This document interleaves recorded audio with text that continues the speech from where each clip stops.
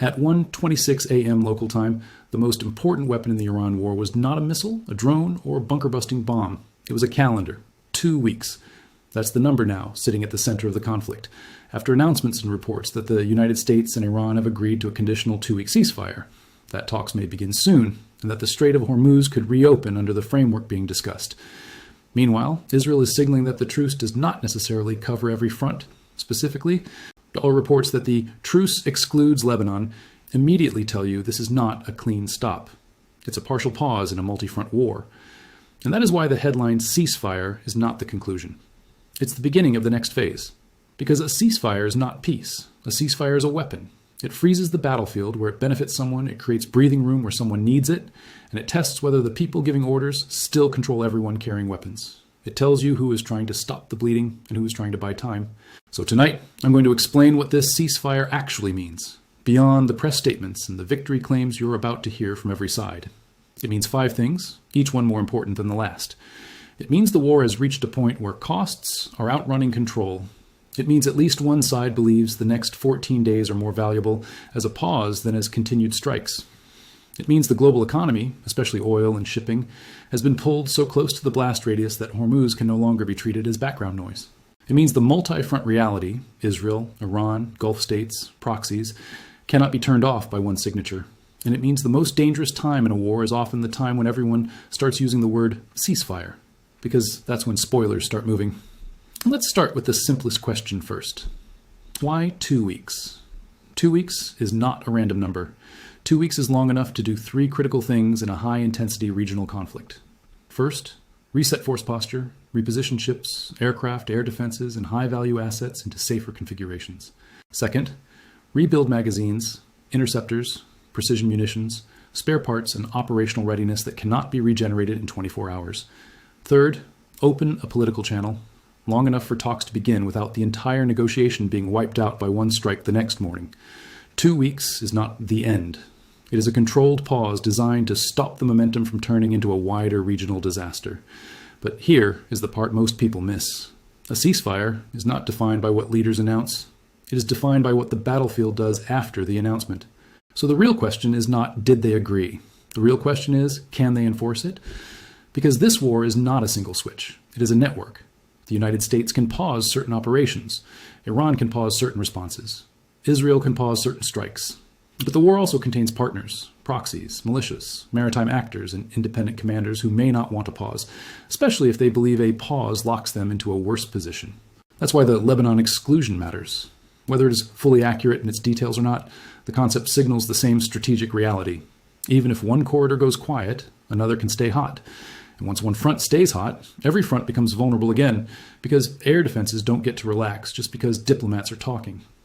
Now, let's talk about the first hard truth. The ceasefire is a sign of constraint, not victory. Every side is going to claim it won. That's standard. That's not analysis. That's marketing. The real strategic meaning of a sudden ceasefire announcement is usually this: some combination of munitions, political tolerance, economic risk, and escalation fear has reached a threshold where continuing at the same tempo becomes more dangerous than pausing. And you can see that threshold in the details orbiting the ceasefire. Talks to begin soon. Hormuz opening being discussed, conditional language, partial front exclusions. Those are not the signals of a war that ended cleanly. Those are the signals of a war that got close enough to the edge that multiple actors decided to pull the wheel without fully trusting that the car will stop.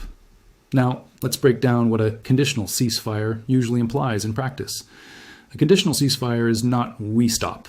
It's we stop if you stop, and we keep the right to restart if you violate, and we define violation in a way that protects our interests. That means the next 2 weeks will be shaped by verification disputes. Who violated first? Attribution problems. Was it Iran, a proxy, a rogue unit, a false flag? Threshold ambiguity. Is a drone overflight a violation? Is cyber a violation? Is a naval harassment incident a violation? Domestic optics. Leaders must look strong while not blowing up the deal. So what it actually means is this: the ceasefire is a negotiation about definitions as much as actions. And the easiest way for a ceasefire to collapse is not a deliberate full-scale attack. It's an incident that both sides can plausibly blame on the other while claiming innocence. That is how modern ceasefires die. Now we get to Hormuz. If the Strait of Hormuz is being opened as part of the ceasefire framework, as reports suggest, then the ceasefire is not only military, it is economic. Hormuz is the pressure valve of the Gulf. You do not need to shut it completely to shake the world. You only need to raise doubt about safety. Shipping insurance spikes captains, reroute ports, slow down energy prices, rise, governments get phone calls from industries asking what happens next. That is why any ceasefire tied to Hormuz is a ceasefire tied to the global economy. And that is why this ceasefire, even if real, is fragile. Because if Hormuz becomes the centerpiece, then the ceasefire is now protecting more than soldiers. It is protecting markets, and markets are not patient. They price risk instantly. Which brings us to the next critical question. Who needs the pause more? Ceasefires are almost always asymmetric. Someone benefits more immediately. To answer who needs it more, you look for what the pause enables. If one side needs time to repair air defenses, reposition assets, or restore command notes, a pause is priceless if one side needs time to resupply interceptors and munitions. A pause is survival. If one side needs time to recover from domestic pressure or allied stress, a pause is political oxygen. If one side needs time to secure shipping lanes and calm oil prices, a pause is economic necessity. And in this war, all of those pressures exist at once. So the pause is not a gift. It is a bargaining space where each side tries to convert time into leverage. Now let's move into the core mechanism that decides whether the ceasefire holds: control of the escalation ladder. In a single-front conventional war, a ceasefire is a line. In a multi-front network war, a ceasefire is a web. A web has weak points, and weak points get exploited. If Israel says the truce excludes Lebanon, that tells you Hezbollah-linked dynamics, border fire, or proxy actions may continue. If those continue, Iran can argue the ceasefire is being violated indirectly. If Iran-linked actors operate elsewhere, Israel can claim Iran is violating, and Washington can be pulled back in by forced protection requirements, even if it wants to stay out. That is the central danger of a 2-week ceasefire in this kind of conflict. The ceasefire might reduce the intensity of direct US-Iran exchange, but it can still leave enough heat on the edges to reignite everything. Defense math, the part nobody wants to say out loud, here's the defense math of why a ceasefire becomes attractive and why it becomes urgent. Modern air and missile defense is a magazine game. You don't have infinite interceptors, you have inventories, you have production limits, you have delivery timelines, and you have a consumption rate that can exceed replenishment. That means at some point, continuing to fight at maximum tempo stops being a test of bravery and becomes a test of logistics. And logistics always wins. Intercepting missiles and drones is not only dangerous, it's expensive. Patriots, Thaad-class interceptors, high-end air defense munitions, these are not systems you replenish in a week. When wars stretch, magazine exhaustion becomes as strategic as any battlefield loss. A 2-week pause can mean interceptors get repositioned and resupplied, radar maintenance gets done, crews sleep, aircraft get fixed, intelligence cycles catch up, targeting lists get refreshed, diplomatic channels get oxygen. That is what a ceasefire buys: system recovery. And if you want to know why this ceasefire happened now, the answer is likely not one reason. It's that enough systems, across enough actors, reach stress at the same time. Now let's talk about the statement "talks to begin soon." That phrase is doing heavy lifting. It's the bridge between a ceasefire and a political outcome. But it also raises a brutal reality. Talks require a shared belief that continuing the war is worse than compromising. A ceasefire does not guarantee that belief exists. It only creates the first window where the belief can be tested without immediate explosions killing the conversation. And that is why conditional matters. It means both sides are still suspicious. Both sides still want leverage. Both sides still want the ability to punish violations fast. Now watch what happens next in the information domain, because this is where ceasefires are often won or lost. During the next 48 hours, you will see claims of victory, selective footage statements about "we achieved our objectives," accusations that the other side is lying pressure to define violation on terms that favor one side. That is not background noise. That is the battlefield of narratives, because if you can convince your population and your allies that the ceasefire happened because you were winning, you gain political room to compromise without appearing weak. If you cannot, you get trapped. Any compromise looks like surrender. So the ceasefire is also a contest over the story of the last month. Now, let's focus on the Lebanon exclusion again, because it has the biggest spoiler potential of all. If Lebanon is excluded, meaning strikes, exchanges, or pressure continue there, then the ceasefire is only partial. Partial ceasefires are notoriously unstable because they allow one side to claim compliance while still keeping a lever active somewhere else. And if any side believes that lever can be used to improve negotiation terms during the 2-week window, they will use it. That creates the exact dynamic you never want in a ceasefire: a pause that becomes a preparation period. That is why the best analytical framing of this 2-week ceasefire is not peace. It is a temporary deconfliction window under maximum mistrust.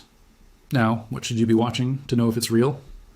What happens next? Watch list. Here are the signals that will tell you whether this ceasefire is holding or collapsing. 1. Air posture changes.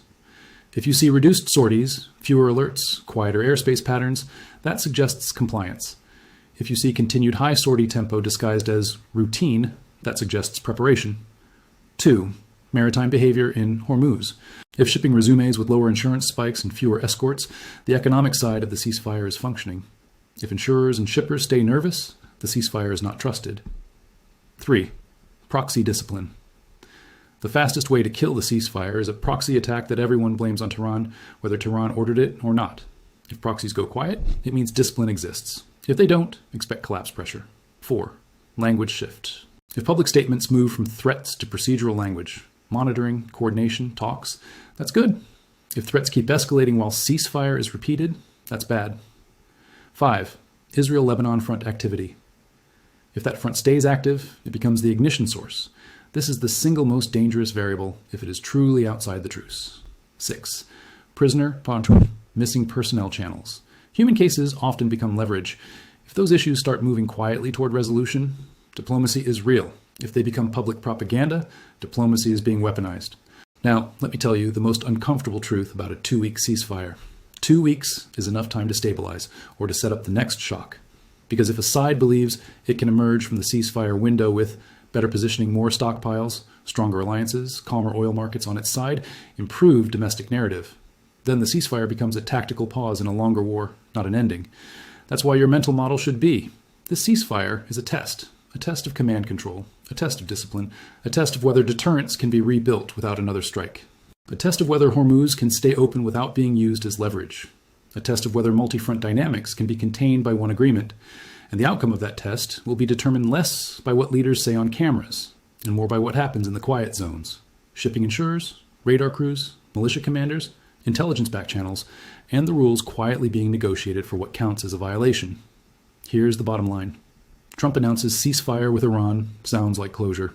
What it actually means is this: the war hit a stress threshold. A pause has been created, and the next 14 days will decide whether the conflict is moving toward a controlled settlement or toward a sharper, more integrated phase, driven by the same pressures that made the ceasefire necessary in the first place.